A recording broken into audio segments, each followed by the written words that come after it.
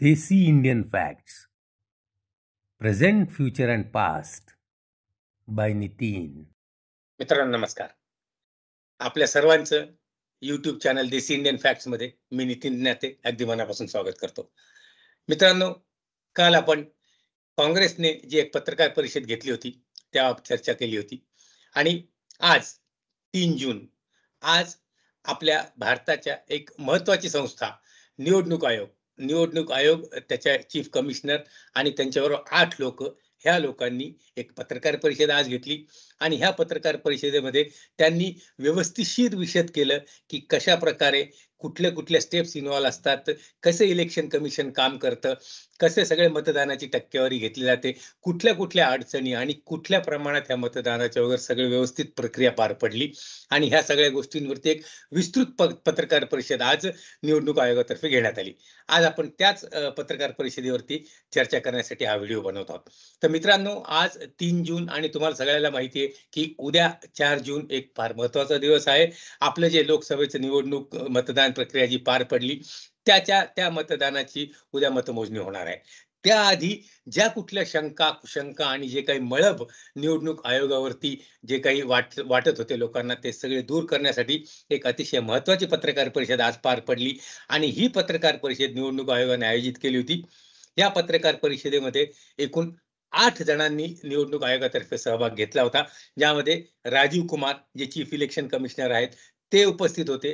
त्यांच्याबरोबर ज्ञानेश कुमारही होते जे इलेक्शन कमिशनर आहेत. Doctor S Sindhu election commissioner ते देखील होते आणि एकूण 8 जणांनी या पत्रकार परिषदेला हाजरी लावली होती. ह्या पत्रकार परिषदेमध्ये सुरुवातीचे अर्धा तास ते पाऊण तास जवळपास राजीव कुमार जे आहेत त्यांनी अतिशय विस्तृत सगळी महत्त्वाची माहिती, त्याचे डिटेल्स, त्याचे प्रेझेंटेशन हे सगळे दाखवले आणि ह्याचे महत्त्वाचे मुद्दे जे आहेत ते मी तुमच्याबरोबर सध्या शेअर करणार आहे मित्रांनो. तर इलेक्शन कमिशनने आणि राजीव कुमारांनी आज फार छान आणि विस्तृत माहिती दिली. सगळ्यात महत्त्वाचं म्हणजे हे जे मतदान झालं ह्यामध्ये आतापर्यंत जे चरण झाले ह्यात एकूण 64,24,00,000 एवढ्या मतदारांनी मतदानाचा हक्क बजावला आणि राजीव कुमार साहेबांनी हे सांगितले की हा एक विश्वविक्रम नोंदवला गेलेला आहे आणि ही एक अतिशय अभिमानाची आणि गौरवाची बाब भारत देशासाठी तसेच निवडणूक आयोगासाठी सुद्धा आहे, हे ते नमूद करायला विसरले नाहीत. त्याचबरोबर हे जे 64,20,00,000चं मतदान जे झालं हे पूर्ण म्हणजे G7 ज्या कंट्रीज आहेत ज्याच्यामध्ये युरोप येतो, UK येतं, अमेरिका येतं, जे कुठली G7 जर्मनी आहे, इटली आहे, तर ह्यांच्या टोटल मतदारांच्या 1.5 पट ही संख्या येते. 64,20,00,000 जी मतदारांची संख्या आहे, जी ह्याच्या 1.5 पट आणि जे 27 देश आहेत त्यांची जी मतदारांची संख्या आहे त्यांची मिळून जेवढी संख्या होते त्याच्या 2.5 पट एवढी ही मतदार होते. ह्यावरून ह्या टोटल पूर्ण आवाक्यावरून तुम्हाला लक्षात येईल माऊली की हा जो निवडणूक आयोगाचा कारभार आहे, हे त्यांचं जे काम आहे ते किती छान आणि व्यवस्थित आणि विस्तृतपणे त्यांनी हे पार पाडलेलं आहे. लोकांची ही जी मानसिकता आहे केवळ काही राजकीय फायद्यासाठी आपले जे महत्त्वाच्या ज्या संस्था आहेत, निवडणूक आयोग झालं, न्याय संस्था झाली, ह्याच्यावरती ताशेरे ओढणं आणि त्याच्या बाबतीत काहीही कुठले प्रूफ न देणं हे अतिशय लांछनास्पद काम आहे मित्रांनो. हा एक आहे माझा व्ह्यू आहे. तर परत आपण ह्याच्यावरती वापस वळूयात. तर ह्याच्यामध्ये 64,20,00,000 लोकांनी मतदान केलं आणि त्याच्यात गौरवाची गोष्ट म्हणजे 31,20,00,000 एवढ्या महिला मतदार होत्या. हा सुद्धा एक विश्वविक्रम झाला आणि ह्या 31,20,00,000 महिला मतदारांसाठी गौरवाने राजीव साहेब जे आहेत त्यांनी स्टँडिंग ओवेशन दिलं, मानवंदना दिली आणि त्यांनी ह्यांचे आभार मानले. त्याचबरोबर 85 पेक्षा जास्त वयाचे जे मतदार आहेत त्या मतदारांचा हक्क बजावला गेला. घरोघरी बॅलेट पेपर घेऊन त्याच्यावरती त्यांच्याकडून मतदान घेतलं गेलं आणि ह्या सगळ्या गोष्टी त्याच्यानंतर मतदानाचा एक विश्वविक्रम जो आहे तो नोंदवला गेलेला आहे मित्रांनो. एवढ्या सगळ्या पूर्ण ह्या प्रक्रियेमध्ये जे निवडणूक आयोगाचे कमिशनर, चीफ इलेक्शन कमिशनर त्यांनी हेही सांगितलं की 1.5 कोटी जे वर्कर्स आहेत म्हणजे निवडणुकीच्या ह्या प्रक्रियेमध्ये जवळपास 1.5 कोटी कामगार जे रिलेटेड विथ निवडणूक आहेत, त्यांनी काम केलं. 68,000 मॉनिटरिंग रूम ह्याच्यासाठी तैनात केल्या गेलेल्या होत्या. आणि हे आपल्याला दिसणार, वरवर दिसणार, ज्या गोष्टींच्या बाबतीत आपल्याला काहीही माहिती नाहीये. आपण फक्त आरोप करणे, प्रत्यारोप करणे आणि मजा पाहणे ह्याच गोष्टी पाहतो आणि ह्या सगळ्या गोष्टींना टाळण्यासाठी ह्यांनी सगळे डिटेल्स दिले. तर आता हे जे पूर्ण दळणवळण आहे, ह्याची ट्रॅफिक, ह्या लोकांना आणणे, नेणे, ह्याच्यामध्ये 135 स्पेशल ट्रेन्स ह्या अरेंज केल्या गेलेल्या होत्या आणि 4 लाखापेक्षा जास्ती रोडवर जाणारी जी वाहनं आहेत, त्यांची अरेंजमेंट करण्यात आली होती. मित्रांनो, तुम्ही आवाका लक्षात घ्या हां. हा आवाका तुम्ही लक्षात घ्या. ह्याच्यावरून तुम्हाला कळेल, की किती जिकिरीचं काम आहे आणि किती महत्त्वाचं काम आणि कशाप्रकारे हे व्यवस्थित पार पाडले जातं.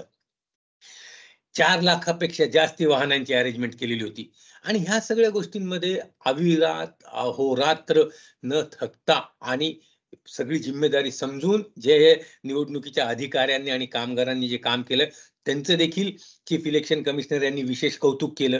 तोंड भरून कौतुक केलं. त्यांचे परिश्रम वाखाणले त्यांनी आणि ही जी पत्रकार परिषद झाली होती, त्याला त्यांनी "चुनाव का पर्व, देश का गर्व" असं नामकरण केलेलं होतं.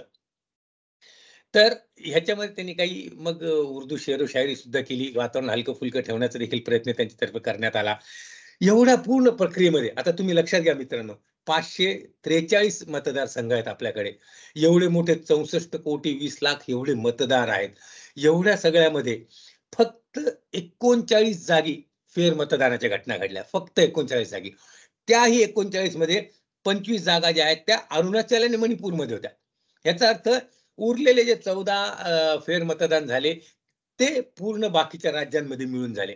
ज्यामध्ये महत्त्वाचं म्हणजे आपण पश्चिम बंगालचं पाहिलेलंच आहे. तिथले व्हायलन्स, तिथल्या घटना, तिथले पॉलिटिकल इंटरेस्ट त्यामध्ये खोलात जाण्यात काही अर्थ नाही.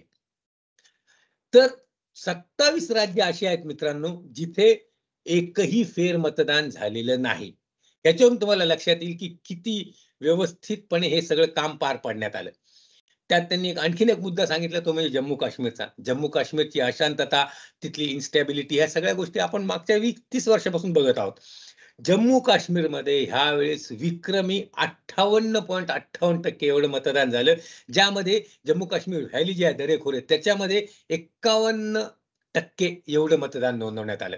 मित्रांनो बघा, म्हणजे जो एरिया जिथे जाण्याला लोकं घाबरत होते, जिथे व्हायलन्स होत होता, तिथे इतक्या निर्विघ्नपणे मतदान पार पडलं. कुठलीही अनुचित घटना घडल्याचा एकही रेकॉर्ड समोर आलेला नाहीये.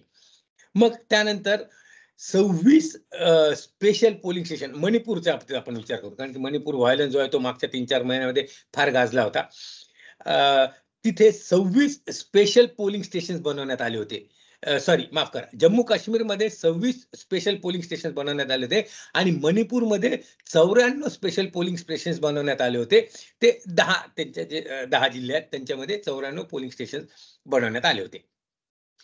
जे आपले ट्रायबल्स आहेत, आदिवासी जे दुर्गम भागामध्ये पहाडीवरती जे कुठले मतदार आहेत, त्या मतदारांच्या मतदानासाठी विशेष परिश्रम घेण्यात आले होते. तिथल्या दुर्गम भागामध्ये अतिशय यशस्वीपणे मतदान पार पडलं.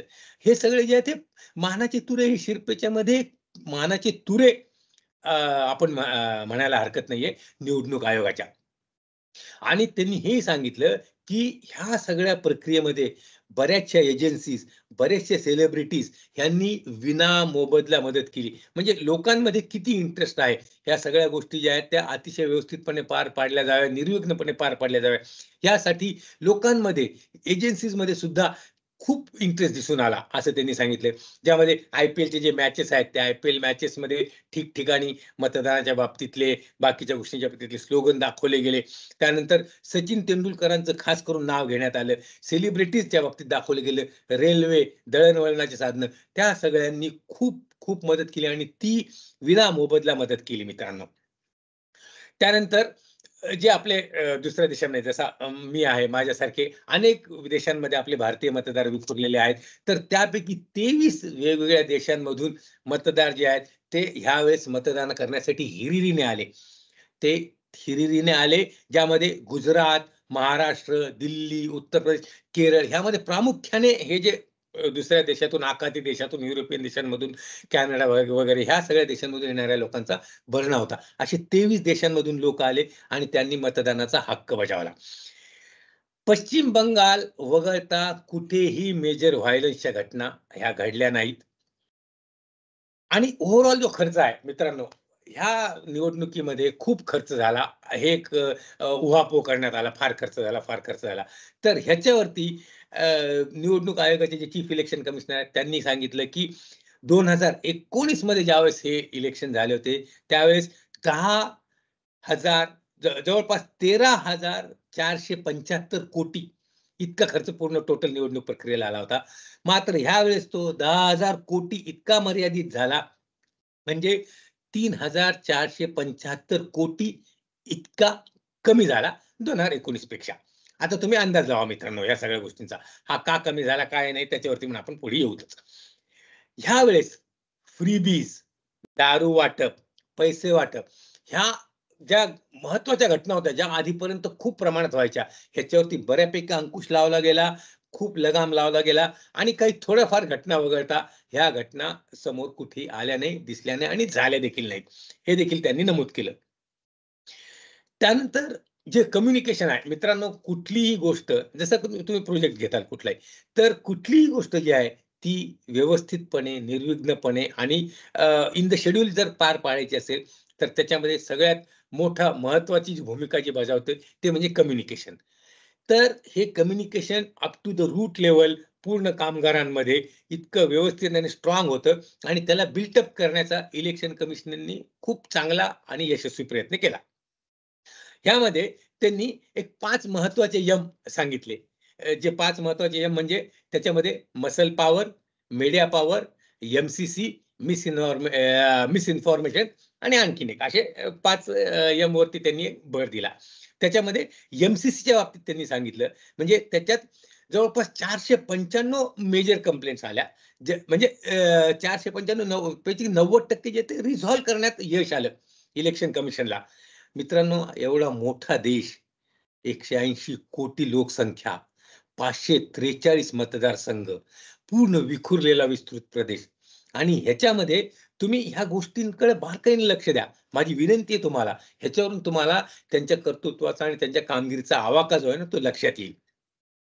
एवढ्या ह्याच्यात मोठ्या पैसे वाटपाच्या घटना नाही, व्हायलन्सच्या घटना नाही. हे पश्चिम बंगाल जर तुम्ही सोडलं तर व्हायलन्सच्या घटना नाही, दंगली नाही, कुठेही कुठले अपहरण नाही, कुठल्या कामामध्ये बाधा निर्माण होऊ दिली नाही. होर्डिंग्सवरती लक्ष ठेवलं. त्यांनी महत्वाचं एक सांगितलं, की जी सोशल मीडियावरती जो एथिकल यूज केला गेला पाहिजे ह्याच्यासाठी त्यांनी गाईडलाईन्स केल्या आणि त्या गाईडलाईन्सचा बऱ्यापैकी वापर करण्यात आला. त्या गाईडलाईन्सची बंधनं जी आहेत ते बऱ्यापैकी लोकांनी पाळली. त्यामुळे त्यांनी लोकांना सुद्धा धन्यवाद दिले. ह्या सगळ्या गोष्टींनंतर जवळपास ओव्हरऑल जे आहे ते त्यांनी सांगितलं, की 4,56,000 एवढ्या व्हायोलेशनच्या केसेस प्राप्त झाल्या. ह्या बाबतीत त्यांनी एक महत्वाची गोष्ट सांगितली, ती मी तुम्हाला सांगतो मित्रांनो. त्यांनी हे सांगितलं, की सामान्य नागरिक जो आहे, तो ह्यावेळेस खूप व्होकल दिसत होता. सामान्य नागरिकाला उत्स्फूर्त सहभाग यामध्ये दिसत होता आणि त्यामुळे सामान्य नागरिकांनी त्या तक्रारी नोंदवल्या आणि ह्या तक्रारींची विशेष दखल घेतली गेली आणि ह्या सगळ्या तक्रारींना निवारण करण्यामध्ये इलेक्शन कमिशनला बऱ्यापैकी यश आलं. आता यामध्ये त्यांनी आणखीन एक सांगितलं, की पेपरलेस जे आहे म्हणजे आपल्या पेपरचा वापर कमी म्हणजे एन्व्हायर्नमेंटल प्रोटेक्शन वगैरेसाठी तर त्यांनी सांगितलं, की 4.25 लाख ऑनलाईन परमिशन दिल्या गेल्या, ज्यामुळे पेपरचा जो वापर आहे तो कमी झाला आणि नॅचरली आपली जी लाकडांची हानी वगैरे, झीज वगैरे जे या गोष्टी टाळल्या गेल्या. ओव्हरऑल हे जे 7 फेजेस झाले मित्रांनो, या 7 फेजेसमध्ये जवळपास 6,20,00,000 लोकांनी इलेक्शन कमिशनचं सर्च पोर्टल जे आहे ते सर्च केलं. 6,20,00,000 लोकांनी. म्हणजे दर चरणाच्या दिवशी जो 7 चरणाचे 7 दिवस आहेत त्या दिवशी कोणी त्यांचे डिटेल्स घेण्यासाठी, कोणी त्यांची इन्फॉर्मेशन घेण्यासाठी, कोणी त्यांचं कुठलं मतदारसंघ आहे हे घेण्यासाठी म्हणजे व्यवस्थित ह्या सगळ्या गोष्टी तिथे सर्च करण्यात आल्या. त्यानंतर त्यांनी M4 वरती चर्चा केली, जे की मिसइन्फॉर्मेशन. तर ह्या मिसइन्फॉर्मेशन व्हर्सेस रिॲलिटी साठी एक रजिस्टर मेंटेन करण्यात आलं होतं. ते रजिस्टरमध्ये रेग्युलर अपडेट्स करण्यात आले होते. नंतर सध्या मित्रांनो आपल्याला सगळ्यांना माहिती आहे आर्टिफिशियल इंटेलिजन्सचं हे युग आहे आणि ह्या आर्टिफिशियल इंटेलिजन्सचा गैरवापर करण्यामध्ये कुणाचाही हात धरणं शक्य नाहीये. तर हा गैरवापर टाळण्यासाठी आणि त्याच्यावर अंकुश लावण्यासाठी खूप प्रयत्न केले गेले आणि त्याला देखील इलेक्शन कमिशनला यश आलं. निवडणूक आयोगाला त्यात यश आलं. त्या डॉक्टर व्हिडिओ जे असतात ते थांबवण्यात यश आलं. मॉर्फ्ड इमेजेस असतात. कुणाचंही नाव, कुणाचाही चेहरा कुठेही दाखवून काही केलं वगैरे जे दाखवलं जातं. ह्या सगळ्यांवर अंकुश ठेवण्यामध्ये बऱ्यापैकी यश निवडणूक आयोगाला आलं, हे त्यांनी नमूद केलं. रिपोलिंग रिलीज झाली. जसं मी तुम्हाला सांगितलं, की फक्त 39 जागी जे आहे ते रिपोलिंग जे आहे ते घेण्यात आलं आणि त्यामुळं जी फेरमतदानाच्या घटना होते त्यामध्ये, दंगलींमध्ये, कुठल्याही कंप्लेंटमध्ये, ह्या सगळ्या गोष्टींमध्ये मिसइन्फॉर्मेशन ह्या सगळ्यांमध्ये फार, फार मोठ्या प्रमाणात घट झाली आणि ह्याचा फायदा काय झाला तर 64,20,00,000 एवढ्या मतदारांनी मतदान करण्याचा विश्वविक्रम आपल्या महान भारत देशामध्ये नोंदवला गेला. ही एक फार मोठी घटना झाली. वोटिंग वाढलं. आता ह्या सगळ्यानंतर त्यांनी जी मतदानाची जी मतमोजणीची जी प्रक्रिया आहे, ती प्रक्रिया कशी असेल याच्यावरती फार छान विस्तृत विवरण सुद्धा केलं. त्यातले काही महत्त्वाचे पॉइंट्स मी तुम्हाला सांगतो. त्यांनी सांगितलं, की ही जी सिस्टम आहे, ही अतिशय रोबस्ट सिस्टम आहे आपली. ह्याच्यावरती शंका आणि वाव घेण्याला खरंच कुठेही जागा नाहीये. जी ऑल ओव्हर प्रूव्हन सिस्टम आहे. पूर्ण ती कोडिफाईड आणि प्रोसेस्ड आणि शेड्यूल्ड सिस्टम आहे. म्हणजे त्यांनी हे सांगितलं, की सकाळी 6 वाजता काय होणार आहे, 6:30 वाजता काय होणार आहे, 7 वाजता काय होणार आहे. ह्या सगळ्या ज्या आहेत ह्या गोष्टी आणि ह्या स्टेप्स ह्या ऑलरेडी डिसाईड करून ठेवलेल्या आहेत.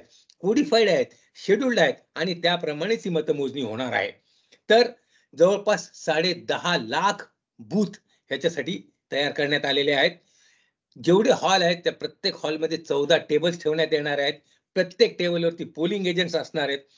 आपल्याला तर माहिती आहे की जवळपास 8,500 पर्यंत इथे उमेदवार जे पूर्ण 543 लोकसंख्या जे आपले जे लोकसभा मतदारसंघ होते त्यात 8,500 एवढे उमेदवार यावेळेस उभे होते. तर हा सगळा जो आहे ह्याच्यासाठी एक सिस्टमॅटिक अप्रोच केलेला आहे आणि तो सिस्टमॅटिक अप्रोच ऑलरेडी डेव्हलप्ड आहे आणि तोच वापरला जात आहे. हे पण त्यांनी सांगितलं. आता जी मतमोजणी होणार आहे, त्या मतमोजणीमध्ये कशी प्रक्रिया असेल, हे पण त्यांनी विस्तृत करून सांगितलं. तर त्यांनी सांगितलं, की रँडमली कुठले ईव्हीएम जे आहेत ते घेतले जातील. त्यानंतर प्रत्येक ईव्हीएमला एक युनिक नंबर दिला गेलेला आहे. तो युनिक नंबर आहे, तो प्रत्येक पोलिस स्टेशनकडे असणार आहे. त्यांच्याकडे त्या सगळ्या डिटेल्स असणार आहे, ज्याच्या थ्रू ते व्हेरिफाय करून ठेवू शकणार आहेत. नंतर ही जी आहे ती प्रोसेस जी आहे ते प्रत्येक पोलिंग स्टेशनला ही सारखीच असणार आहे. मग फॉर्म 17C जो आहे तो प्रत्येक पोलिंग स्टेशनला उपलब्ध असणार आहे. तिथे सील्ड ईव्हीएम जे आहेत ते तिथे जातील आणि ते सील ईव्हीएम गेल्यानंतर ज्या प्रत्येक पक्षाचा जो पोलिंग एजंट असेल तो बघेल. त्याच्याकडे आधी ज्या ईव्हीएम मशीन होत्या त्यांचे डिटेल्स असतील. ह्या डिटेल्स बरोबर तो रिव्हेरिफाय करेल आणि ते करून तो त्याच्यावरती सीलवरती साइन करेल. मग ह्या सगळ्यांसाठी स्ट्रॉंग रूम्स आहेत. 3 लेयरची सिक्युरिटी ह्या सगळ्यांसाठी तैनात करण्यात आली आहे. ज्याच्यामध्ये सीएपीएफ पण आहेत आणि हे पोलिंग एजंट्स ह्यांचे पण लोक आहेत आणि तिथल्या राज्याचे जे पोलीस कर्मचारी आहेत ते सुद्धा त्याच्यामध्ये. 24 तास पूर्ण म्हणजे 24/7 सीसीटीव्ही कव्हरेज घेतलं जाणार आहे. ऑब्झर्व्हर्सचे त्याच्यावरती लक्ष असणार आहे आणि प्रत्येक टेबलवरती त्यांचे ऑब्झर्व्हर्स जे आहेत ते उपलब्ध असणार आहेत. हे सगळं झालं अरेंजमेंटच्या बाबतीत. आता मतमोजणीची प्रक्रिया कशी पार पडणार आहे? तर त्या प्रक्रियेमध्ये म्हणजे ज्यावेळेस ते रिझल्टचं बटन दाबलं त्यानंतर जो काउंटिंग एजंट आहे तो बघेल. त्या ईव्हीएमचे जे आहेत ते सगळे डिटेल्स जो आहे तो क्रॉस चेक करून घेईल. नंतर प्रत्येक ऑब्झर्व्हर जो आहे तो फॉर्म 20 च्या अनुसार प्रत्येक राउंड नंतर एक राउंड झाला, मतमोजणी झाली, तो सही करणार. तो सही करणार त्याच वेळेस काउंटिंग एजंट नंतर आपला निवडणूक आयोगाचा जो कुठला अधिकारी किंवा तिथला कामगार असेल तो कामगार, प्रत्येक पक्षाचा पोलिंग एजंट हे सगळे आणि रिजनल ऑफिसर आणि एआरओ हे सुद्धा त्यावेळेस तिथे टेबलवरती उपलब्ध असणार, उपस्थित असणार. आणि मग तो एक राउंड झाला, की ते जे रिजनल ऑफिसर आरओ आणि एआरओ जे आहेत ते ऑफिशियली डिक्लेअर करतील, की हा पहिला राउंड जो आहे तो समाप्त झालेला आहे. ह्या सगळ्या गोष्टी मित्रांनो इतक्या व्यवस्थित त्यांनी विशद करून सांगितल्या, की कुठेही शंकेला वाव असायला काहीही जागा नाहीये. ही जी सगळी प्रक्रिया आहे, पूर्ण प्रक्रिया, ह्याच्यावरती विरोधी पक्षाच्या डेलिगेशन्सनी, बाकीच्या पक्षाच्या डेलिगेशन्सनी काही मुद्दे पण उठवले होते. ते जे कोणते मुद्दे होते ते मी तुम्हाला सांगतो. त्यात त्यांनी सांगितलं, की पूर्ण जी प्रक्रिया आहे त्याची सीसीटीव्ही मॉनिटरिंग झाली पाहिजे. निवडणूक आयोगाने हे आधीच मान्य केलेलं आहे. ते सांगितलं, की हे आम्ही मान्य केलेलंच आहे. त्यानंतर जे कंट्रोल युनिट जे आहेत, त्या कंट्रोल युनिटवरती तारीख, लेटेस्ट तारीख आणि त्यानंतर वेळ ही जी आहे ती दिसली पाहिजे.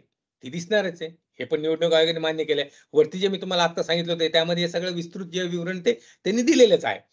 त्यानंतर काउंटिंग एजंट जे असतील वेगवेगळ्या पक्षाचे, ते जी ईव्हीएम त्यांच्या समोर ओपन होईल, त्या ईव्हीएम वरती ते डेट व्हेरिफाय करतील, वेळ व्हेरिफाय करतील आणि ती आधीची डेट आणि वेळ आहे त्याच्यावर कन्फर्म करतील आणि सही करतील. हे देखील मान्य केले. हे जे ते पार्टी डेलिगेशनने जे मुद्दे उठवले होते, ते मी तुम्हाला सांगतो मित्रांनो. त्यानंतर कंट्रोल युनिट काउंटिंगसाठी आल्यानंतर त्याच्यावरचा डिस्प्ले म्हणजे त्याच्याबरोबर जी स्लिप आहे, त्या स्लिपवरती जे डिटेल्स आहेत, ते डिटेल्स आणि आधी निवडणूक मतदान झाल्यानंतर जे काही डिटेल्स त्या पोलिंग एजंट्सना दिले होते वेगवेगळ्या पक्षाच्या, ते त्यांनी व्हेरिफाय करायचे आहेत. त्यांनी ते व्हेरिफाय करायला त्यांना वेळ दिला पाहिजे, हा एक मुद्दा उठवला. आणि ह्या सगळ्या गोष्टी सांगितल्यात त्यांनी, मान्यच केलेल्या आहेत या सगळ्या गोष्टी. फक्त हे सगळं आहे ते त्यांच्या पोलिंग एजंटनी सुद्धा तितकेच हिरिरीने आणि व्यवस्थितपणे काम केलं पाहिजे. त्यानंतर मतमोजणी करणारा जो स्टाफ आहे, म्हणजे निवडणूक आयोगाचा जो स्टाफ आहे, त्याने प्रत्येक पक्षाचा जो काउंटिंग एजंट आहे, त्याला ती ईव्हीएमवरची मतदानाची तारीख, उमेदवाराचं नाव, उमेदवाराचा पक्ष, म्हणजे एकदा काउंटिंग झालं त्या पर्टिक्युलर मशीनचं, की त्याचा पक्ष, त्याला किती मतं पडली त्या ईव्हीएममध्ये ते आणि त्या ईव्हीएममध्ये पूर्ण किती मतं होती. हे सगळे डिटेल जे आहेत, ह्या डिटेल जर त्याला रेकॉर्ड करायचे असतील त्या पर्टिक्युलर पक्षाच्या पोलिंग एजंटला, तर ते रेकॉर्ड करण्यासाठी वेळ देण्यात यावा, ही एक डेलिगेशनची मागणी होती. ती देखील मान्य करण्यात आलेली आहे. आणि सगळ्यात शेवटी जे आहे ते ह्या सगळ्या गोष्टींमध्ये काउंटिंग ऑफिशियल्सनी रेकॉर्ड करण्यासाठी डिटेल वगैरे देण्यात यावे. ह्या गोष्टी त्यांना दाखवाव्यात. हे पण मान्य करण्यात आलेलं आहे. म्हणजे जेवढे कुठले पार्टी डेलिगेशन्सनी मुद्दे उठवले होते, ते सगळे मुद्दे आधीच विवरण पण केलेले होते, नमूदही करण्यात आले होते. त्यावरही तत्वशाही त्यांना मान्यता देण्यात आलेली आहे. ही सगळी पूर्ण पत्रकार परिषद पार पडली. त्यामध्ये लोकशाहीची मूळ मजबूत करण्यासाठी ह्या सगळ्या लोकांनी जे अथक प्रयत्न केले, त्या लोकांचे निवडणूक आयोगाने विशेष आभार देखील मानले. तर त्यानंतर पत्रकार परिषदेला सुरुवात झाली. म्हणजे हे सगळे डिटेल दिल्यानंतर मग पत्रकारांनी वेगवेगळे प्रश्न विचारले. त्यामध्ये जे सुरतचा जो प्रॉब्लेम झाला त्याचा प्रश्न विचारण्यात आला. त्याचं अतिशय योग्य उत्तर अ, अ, राजीव कुमार यांनी दिलं आणि त्या उत्तरानंतर त्या पत्रकाराचं देखील समाधान झालं. त्यानंतर एका पत्रकाराने प्रश्न विचारला, की एवढं सगळं तुम्ही सांगताय, आम्हाला हे सगळं बरोबर मान्य आहे. पण तरीही इलेक्शन कमिशनवरती जे ताशेरे ओढण्यात आले, त्यांच्यावर जे आरोप करण्यात आले, ते आरोप नलिफाय करण्यामध्ये तुम्ही कुठेतरी कमी पडलात का? हा एक फार महत्त्वाचा प्रश्न त्यांना विचारला गेला. तर त्यावेळेस मग मात्र त्यांनी एक खूप महत्त्वाची गोष्ट सांगितली. मित्रांनो, माझी प्रत्येकाला हात जोडून विनंती आहे, की तुम्ही ही खरंच ऐका. त्यांनी सांगितलं, की 5 एम म्हणजे मिस्चिव्हियस नॅरेटिव्हज हे ना, हे नॅरेटिव्ह जे आहेत ते विरोधी पक्षाकडून फैलवण्याचा एक प्रयत्न झाला. देशामध्ये असंतोष पसरवण्यासाठी हा एक प्रयत्न, केविलवाणा प्रयत्न त्यांनी केला आणि ते कुठले होते ते त्यांनी सांगितलंय. सगळ्यात पहिले सुरुवात केली, वोटिंग लिस्ट खराब आहे. निवडणूक आयोगाने वोटिंग लिस्ट बरोबर दिलेली नाहीये. वोटिंग लिस्टमध्ये नावं गहाळ झालेले आहेत. वोटिंग लिस्ट प्रॉब्लेमॅटिक आहे. आमचे जे वोटर्स आहेत त्यांना त्यांनी काहीच त्यांना त्यांची नावं घालण्यात आली. तर दुसरं होतं ईव्हीएम खराब. ते तर चालूच होऊन जातं. ज्यावेळेस त्यांना कळतं, की आता हारणार आहोत किंवा जिंकणार असेल तरी जर कॉन्फिडन्स नसेल तर ईव्हीएम खराब हे चालू होऊन जातं. त्यानंतर वोटर टर्नआउटचा डाटा दिला नाही. वोटर टर्नआउटच्या डाटावरती इतकं व्यवस्थित त्यांनी सांगितलं आणि वोटिंग म्हणजे टर्नआउटसाठी जे आहे ते डिटेल्स देण्यामध्ये 4 दिवसाचा वेळ का लागला. मित्रांनो, ही बाब तुम्ही लक्षात घ्या, ही बारकाई तुम्ही लक्षात घ्या. त्यांनी सांगितलं, की दुर्गम भागामध्ये, दूर-दूरच्या भागामध्ये प्रत्येक कॉन्स्टिट्युएन्सीमधून, प्रत्येक लोकसभा मतदारसंघामधून वेगवेगळ्या जागी मतदान झालं. दुसऱ्या दिवशी, त्या दिवशी म्हणजे मतदान झाल्यानंतर पहाटे 5:30, 6, सकाळी 7 वाजेपर्यंत ह्या सगळ्या ईव्हीएम मशीन्स ह्याचे डिटेल्स वगैरे त्यांना मिळतात. त्यानंतर त्या डिटेल्सचं स्क्रुटिनायझेशन चालू होतं. मग हा जो मतदान झाला, त्या दिवशी काही अप्रिय घटना घडली का? त्याचे डिटेल घेतले जातात. मग त्यामुळे काही कुठे रिपोलिंग करण्याची, फेरमतदान करण्याची आवश्यकता आहे का? ह्याच्यासाठी थांबावं लागतं. ते डिटेल येण्यासाठी वाट पाहावी लागते. ह्याच्यात 2 दिवस गेले. पहिला दिवस ते कलेक्शनमध्ये गेला. दुसरा दिवस त्याचे कॉम्पायलेशन करता ह्या सगळ्या डिटेल्स येतात का त्याची वाट पाहण्यात गेली. तिसऱ्या दिवशी ते पूर्ण जे आहे ते स्क्रुटिनायझेशन होतं, व्हेरिफिकेशन होतं. सगळे डिटेल्स वगैरे सगळे व्यवस्थित चेक केले जातात आणि चौथ्या दिवशी जे आहे ते हे सगळे वोटिंगचे जे डिटेल्स आहेत ते माफ करा, हे डिक्लेअर केले जातात. निवडणूक आयोगाने आणि मिस्टर राजीव कुमार यांनी हे सांगितलं, की ह्या प्रक्रियेला जो वेळ लागतो, ही वेळ जी आहे ती कमी होणं शक्य नाहीये. ती फक्त ह्याचा उहापोह करण्यात आला मित्रांनो आणि अननेसेसरी ह्याच्यावरती निवडणूक आयोगावरती प्रश्नचिन्ह निर्माण करण्याचा प्रयत्न केला गेला. ह्या सगळ्या गोष्टींवरती त्यांनी हे सांगितलं, की एवढे इलेक्शन्स, एवढे मतदान प्रक्रिया आणि एवढ्या सगळ्या गोष्टी झाल्यानंतर काही गोष्टी ज्या आहेत त्या इलेक्शन कमिशननी देखील म्हणजे त्यांना देखील लेसन लर्न झाले. त्यात त्यांनी एक सांगितलं, की इलेक्शन जे आहेत ते ह्यावेळेस जसे जून पर्यंत इलेक्शन्स गेले आणि उष्माघाताने काही लोकांचा मृत्यू झाला. या बाबतीत त्यांनी सांगितलं, की लेसन लर्नमध्ये 1 महिना आधी इलेक्शन संपवण्यात येण्याचा प्लॅन करण्यात यावा. म्हणजे एप्रिलमध्येच हे इलेक्शन संपवण्यात यावे आणि हे फेक नॅरेटिव्ह जे आहेत, हे आत्ताचे जे 5M तुम्हाला सांगितलं ते त्यांनी मान्य केलं, की हे फेक नॅरेटिव्ह जे आहेत, हे ह्याच्यावरती लढण्यासाठी, याला काउंटर करण्यासाठी इलेक्शन कमिशन, निवडणूक आयोग नक्कीच कमी पडले आहे. त्यांनी मान्य केलं आणि त्यांनी सांगितलं, की ह्याच्यावरती एक प्रपोजल, एक फार मोर बेटर प्रपोजल जे आहे ते होणं आवश्यक आहे आणि त्याच्यावरतून ह्या गोष्टींना काउंटर करण्यासाठी एक स्ट्रॉंग विथहोल्ड काहीतरी करणे आवश्यक आहे, हे एक त्यांनी नमूद केलं आणि शुक्रवार आणि सोमवारी मतदान घेणं टाळलं गेलं पाहिजे, हे पण त्यांनी नमूद केलं. तर मित्रांनो, हे सगळ्यात शेवटी मला हेच सांगायचं आहे, की केवळ आपल्या राजकीय स्वार्थासाठी हे जे काही मुठभर लोकं असतात, हे आपल्या भारतातल्या एवढ्या मोठ्या लोकशाही असलेल्या देशामध्ये जे महत्त्वाच्या संस्था आहेत, न्याय संस्था, निवडणूक आयोग, बाकीच्या संस्था ह्यांच्यावरती केवळ छोट्याशा स्वार्थासाठी, त्यांच्या स्वतःच्या स्वार्थासाठी ताशेरे ओढतात आणि त्यामुळे लोकांमध्ये जो आहे तो एक रॉंग मेसेज जातो, चुकीचा एक मेसेज जातो. ह्या गोष्टी टाळल्या गेल्या पाहिजेत मित्रांनो. तर तुम्हाला आपला हा व्हिडिओ कसा वाटला आणि तुमचा यावर काय स्टँड आहे, रिमार्कमध्ये आपल्या इथे कमेंटमध्ये अवश्य कळवा.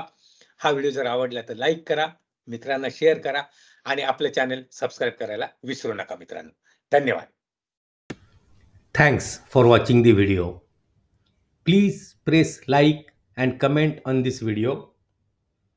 Subscribe to our channel Desi Indian Facts. Don't forget to press bell icon to get our upcoming video notifications. Desi Indian Facts. Present, Future and Past by Nitin.